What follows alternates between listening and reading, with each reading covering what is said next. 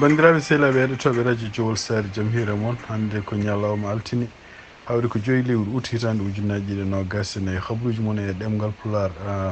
guiɗoɗe d'abord koko fate ƴiwonde wiyetede début no wayno fuɗɗima wadde déjà dégâts ji fuɗɗima wadde yimɓe maayɓe kene wona joyo ɗum noon ko diwan toon to Florida e oɗo saha joni ne wayno ko ndiyam ɗam no heewiri ni e tungnade kadi noɓe ɓetiri ɗum ɓe mbi wonde koye ñalawma goto tan oɗo ñalawma hannde tooɓi kene ko donc lewru no wurno toɓo muɗum ene wayno tellima ñalawma goto yente keledi ɗi goni hen kene ɗi jeehi hannde kene wona social kene wona 90 miles par heure ɗum noon hawrata ko hedde 113 kilométre par heure hendu ndu Allah mum hewde doole ɗum noon ko toon to Florida hendu noon ƴiwonde nde noon ene wano yettima oɗo saha joni nde e ñalawma walla tugui jamma hanki a yettima toon to Caroline du Sud e toon to Georgia ene wayno ko hiisa e galleji walla yimɓe ɓe ganduɗa e ngala courant oɗo saha joni ɓuuri kene wona 90 ujunere e neɗɗo ɗum noon ko ene wayno ko toon to Wilmington hono kanko Kamala Harris ene ɗaminama hawnayyi koko janggo jogoto saktude holmo ƴefti ko fate ɓeɗo tato heddinoɓe ɓe ganduɗa ene goto men ɗaminama o ƴefti ɗumen pour wonde jaadiɗo makko donc e tugnade ko CNN haali kadi ko ɗamina yimɓe hewɓe oɗo saha joni ɗaminiɓe wonde ko hono kanko gouverneur mo Minnesota biyeteɗo Tim Walz ko kanko jogori ƴeftede ɗum noon andaka taw wayno ko kanko kadi ene wayno ko jiɗɗaɗo ko taw ko syndicat ji ne jiiɗimo e kadi ene wayno ko ɓuuri hewde kadi e yimɓe démocrate en sibabude kañumen lundade ɗumen hono kanko Shapiro sibabude hol support mo jogani Israël e kadi gueɗe ɗe o haalno ndende sippoji mbannoɗo en taw koye nder université ji pour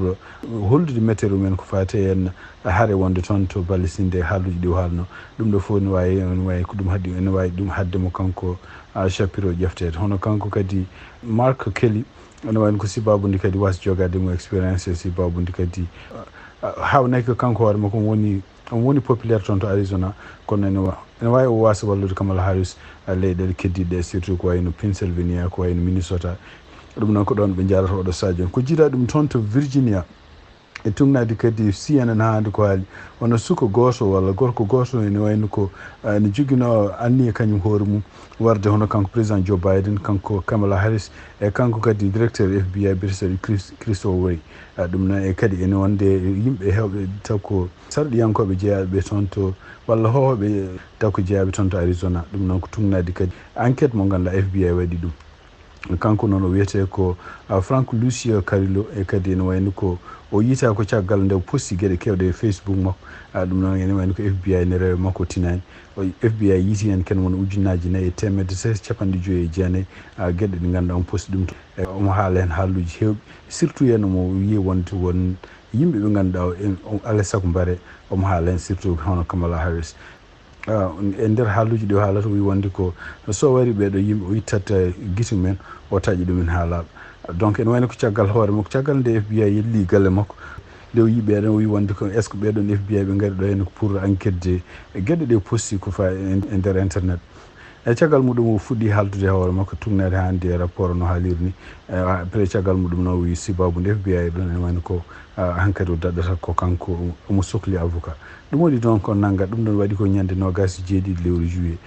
gorko omo joguino ferlaji ɗiɗi hen ko pistolet mo sonno hitande ujunnaji ɗiɗi e 23 e fesel goɗɗo kadi ko mawɗo on o sonno ɗum koye nde ɗo hitande ko wawi wonde fof ene wayno ko mo wartira toon to tribunal ñande alhamis pour ƴeewede est ce que mo jogori moftede ha ñawore makko dotti holde foti ñawede walla mo wawi rokkede beel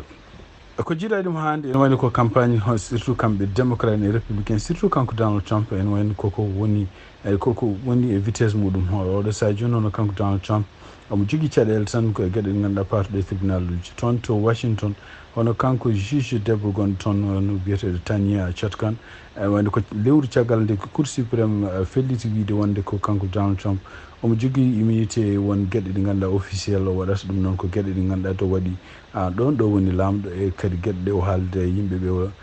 yimɓeɓe o liggoto ɗum ɗon o fotani ne nanguirede ɗum ɗon kono ene wayno ko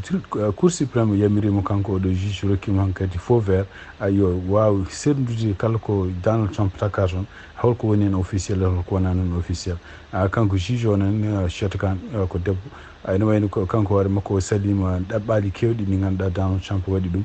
pour beele kala ko Donald Trump taka ko faate ene gueɗe bannoɗe ñande jeegom lewru janvier hitande ujunnaji ɗiɗi nogas ko beelen sammine kanko jijo salim ɗum ene wayno rokkiɓe kamɓe avocat ji makko kanko Donald Trump e avocat ji procureur uji yo gartuto makko ko jene liwru ɓe kalda hol gueɗe ɗe ganduɗa boɗɗe officiel ɗe gona officiel e kadi ene wayno ñaworde nde continue kanko oɗo juge noon wi wonde ko peeje fof baɗade kanko mo continue ñaworde nde toon kadi ene wayno ko toon kadi to New York hono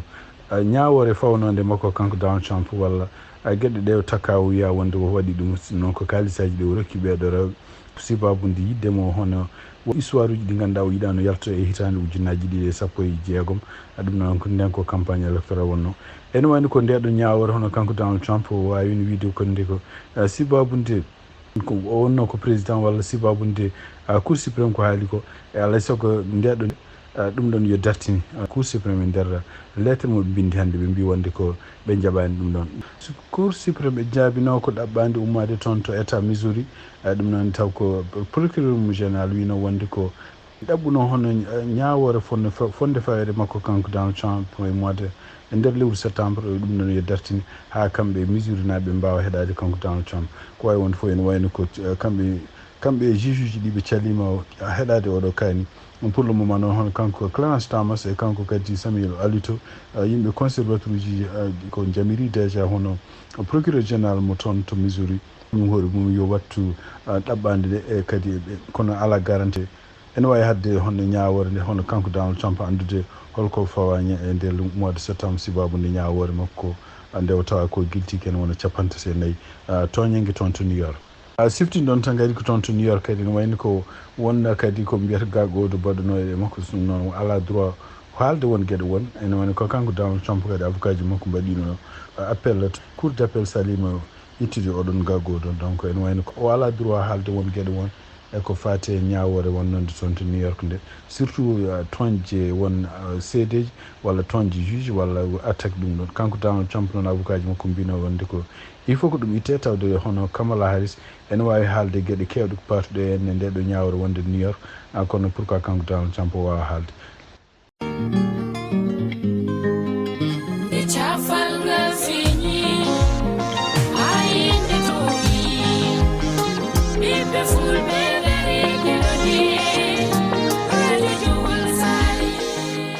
habaruji men international puɗɗoɗen ko toon to Venezuela ene wayno ko leydi ndi deeƴani hande caggal nde hohoɓe ardiɓe opposition hono kanko Elmundo Gonzales Urita e kanko kadi Maria Corina Machado e nder kadi nde ɓe mbawi fottude nde ɓe mbaɗi seppoji ñande samedi nde e caggal muɗum kadi ɓe continue ñande dimanche de hen ɓe bindi lettre goto walla ɓe mbaɗi ɗaɓɓande mawde fatude e yimɓe dadiɓe Venezuela ɗum noon ko guila e armée mum hay policier ji mum e mbi wonde ko eɓe noddi ɓeɗon yo gar janta e mabɓe par ce que janta e mabɓe janta kadi e famille aji mumen par ce que ko kamɓe opposition kawi ko ɗum waɗi caggal muɗum hono kamɓe parquet mo toon ene woni ko tribunal gonɗo toon to Venezuela waɗi réaction e oɗo communiqué mo kamɓe ɓeɗo jeeyaɓe parti ji Lundi bindi pour noddude ko fate henne ɗiɗo militaire uji mbi wonde ko ene wayno ko baɗɗoɓe kañumen koyemen ko waɗoɓe loskoji pour ko fate mabɓe kamɓe ɓeɗo ɗiɗo limtaɓe e oɗo communiqué ɗum noon ene wayno kadi ko siftinde on tan e tumnade kadi ko article o no haalirni ko kanko ministre de la défense biyeteɗo général Vladimir Pedrino e nder konguɗi ɗi haalno ɗum noon ko adi woteji ɗi mbadde toon to Venezuela o haali no wi wonde ko ene wayno ko armée o fof no worno ene holli loyauté mum ɗum noon wondude e kanko wondude makko kanko gardiɗo leydi ndi ɗum noon ko gondigal ngal ala condition hono biyeteɗo Nicolas Maduro Moros ɗum noon ko kanko général Vladimir Padrino haali ɗum noon ko wawi wonde fof ene wayno ko enquête mom kamɓe tribunal mo jomɓe ƴeftuɗo ko gueɗe kewɗe ɗe ganduɗa eɓe takki hono kanko Edmundo e kanko kadi Marino pour wiide wonde koɓe jiiɗi ko addude fusde leydi ndi jiiɗi kadi ko kadi ene gadda kadi kabaruji ɗi godani ene kadi ne murtini yimɓeɓe pour ha beelena yimɓeɓe beelen mbasa ɗoftade luwaji leydi ndi kadi ne gadda fitinaji e leydi he ɗum noon ene wayno ko gueɗe kewɗe ɓe takka oɗo saha joni hono kanko Edmundo Gonzales Urita e kanko kadi Machado ɗum noon ko ɓeɗo ɗiɗum woni ardiɓe parti ji Lundi toon to Venezuela tonto Bangladesh seppoji gonnoɗi toon ɗiɗo semaine aji ɗiɗi ɓennuɗi fof ene wayno ko gaddi hono kanko premier ministre gonnoɗo toon hono biyeteɗo Cheikh Hassini dogde leydi yaltude leydi e jolde hélicoptère kañum e bandum debbo jaltude paade toon de inde ɗum no wayno ko kanko wonno premier ministre leydi ndi ken wonde sappo e joyi hitande joni e kanko kadi noɓe mbiri ni o laamorino ko laamu kittungu e wayno e tungnaade haalduji gomiri toon yimɓe heɓe ma hen ken wona capanɗe jeenayyi e quelque walla ko ɓuri ɗum maayi toon sibabunde seppoji gonɗi toon oɗo dumunno foof ɗum noon e wayno ko wawi wonde fof kanko yalti leydi ndi caggal nden no yalti nde noon ene wayno ko gooto ardiɓe militaire uji leydi ndi biyeteɗo général Walkari Zaman kañum hoore mum ene wayno ko wawi jokkodirde kadi hohoɓe hewɓe pour famnude yimɓe ɓe wonde ko oɗo saha joni maɓe mbawa jokkodirde kadi e yimɓe sarɗiyankoɓe woɗɓe walla ardiɓe parti ji politique gonɗi toon pour ƴewde sosde gouvernement mo mbiyata transition hadde woteji waɗede ko wawi wonde fof ene wayno ɗiɗo seppoji kadi ardino ɗum ko yimɓe ɓe ganduɗa surtout ko étudiant ji e kadi noɓe mbirni e waɗi gueɗe kewɗe waɗi mayɓe hewɓe kanko général oɗo ñaguima yimɓe ɓe joggo hoolare e armée e kadi maɓe mbawi maɓe enquête kamɓe armée maɓe enquête kala waraɓe e kala kadi moɓe tawi ko kañum toni maɓe nawa ɗum to lawol toon to Moyen-Orient ɗum noon woni ha hande ko faari woni toon hakkude Iran e Israël ene wayno ko ndemina atumama hono kamɓe Iran soit koɓe bello kamɓe koye maɓe missile aji walla yimɓe ɓe groupe aji ɗiɓe liggotoɗe liggotoɗi groupe aji liggotoɗi ɗe jimade mabɓe surtout ko wayno ko Hezbollah en walla ko Houthi en gonɓe toon to Yemen ma berlo missile aji toon to Israël koɓe wiɓe guila ñande Israël moɓe taki wi wonde ko waɗi toon hono goto e ardiɓe Hamas toon to terrain hono biyeteɗo Ismaïla Haniyeh en woni guila nden kamɓe Iran koɓe wattoɓe e tugnade noon habaruji gomiri toon e tugnade ko yalte e ɗeɗo balɗe hono kamɓe Israël ndeke noɓe mbardi oɗo en Ismaïl ene wayno ko ɓe mbawi ko yobde yimɓe ganduɗa jeenoɓe sécurité ji toon to Iran ɗum noon ko yimɓe joguiɓe karallagal ko fati sécurité kadi ko jeeyaɓe laamu toon to Iran pour mbawi kañumen wadde bombu ɗo kanko Ismaïla Hani ɗo heddoto so ari ɗum waɗi donc noon ɓe mbardimo ɗum noon e wayno ko addi oɗo sadio jibru toon to Iran ɓe holno ɗum ɗon wawi wonirde surtout ha yimɓe jeeyaɓe sécurité toon to Iran hani mbawa wadde ɗeɗon gueɗe hani mbawa sodede walla mbawa yenede hani mbaɗa ɗeɗo gueɗe ko wawi wonde fof ene wayno ko kulol woni hande toon to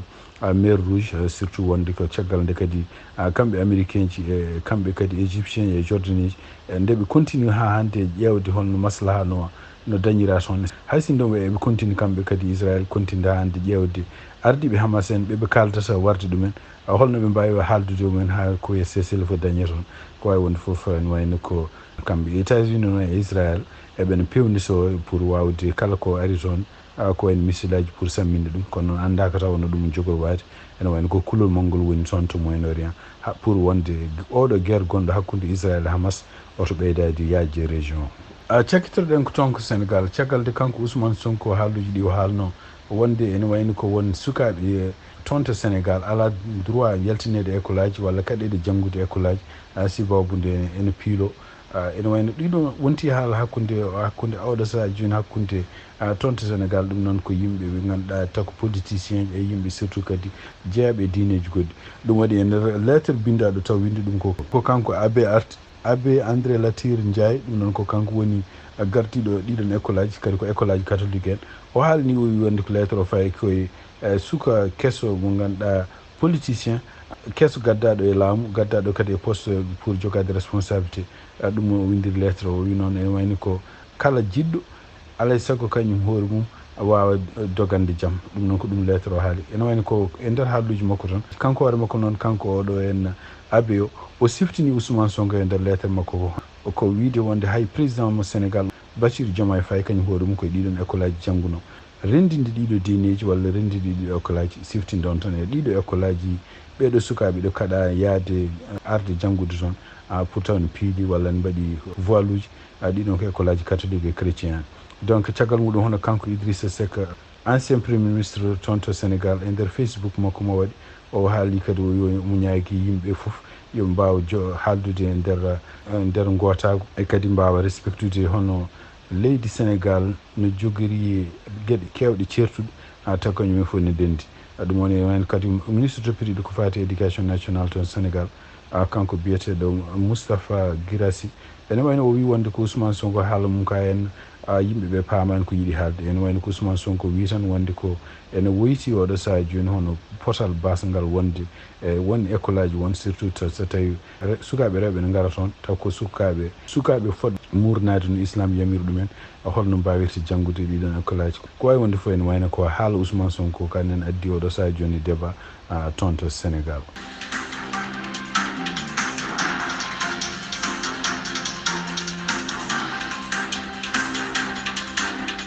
bandiraɓe sehlaɓe heɗotoɓe radio Jowol Sare ko ɗi kabaruji min jogam noon hannde oɗo ñalawma altine 2 lewru utitande 2024 yen mbaali jaam ha janggo kadi on jarama.